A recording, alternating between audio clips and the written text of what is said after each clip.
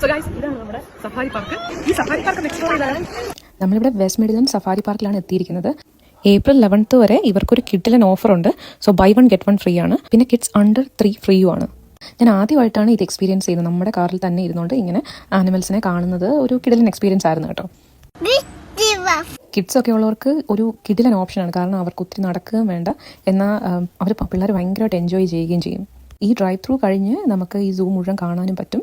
പിന്നെ തീം പാർക്കുണ്ട്. പക്ഷേ നമ്മളെടുത്ത ടിക്കറ്റിൻ്റെ അത് തീം പാർക്ക് ഇൻക്ലൂഡഡ് അല്ല. പക്ഷെ നമുക്ക് അവിടെ ചെന്നിട്ട് ടിക്കറ്റ് എടുത്തിട്ട് നമുക്ക് ഏതെങ്കിലും റൈഡിൽ കയറണമെങ്കിൽ അങ്ങനെ ചെയ്യാവുന്നതുമാണ്.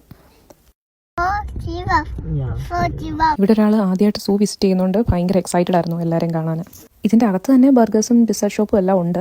ബട്ട് നല്ല എക്സ്പെൻസീവ് ആയിട്ട് എനിക്ക് ഫീൽ ചെയ്തു. ഇനിയിപ്പം ഡ്രൈവ് ത്രൂ കഴിഞ്ഞുകൊണ്ട് നമ്മളിങ്ങനെ ചുമ്മാ നടന്ന് ഓരോ വ്യൂ പോയിന്റിൽ പോയിട്ട് ഓരോ ആനിമൽസിനെ നമ്മളിങ്ങനെ കാണുവാണ്. പിന്നെ എനിക്ക് ഒത്തിരി ഇഷ്ടപ്പെട്ടതാണ് ഈ സീ ലയണിൻ്റെ ഷോ. എൻ്റെ ബാക്കിലായത് മനസ്സിലായോ? ഇതാണ് അവിടുത്തെ ഡൈനോസർ പാർക്ക്. അങ്ങനെ ഒരു ഐസ്ക്രീം ഒക്കെ കഴിച്ച് നിർത്തി. എന്നാലും ഫുള്ള് കവർ ചെയ്യാനുള്ള സമയം നമുക്ക് കിട്ടിയില്ല കേട്ടോ.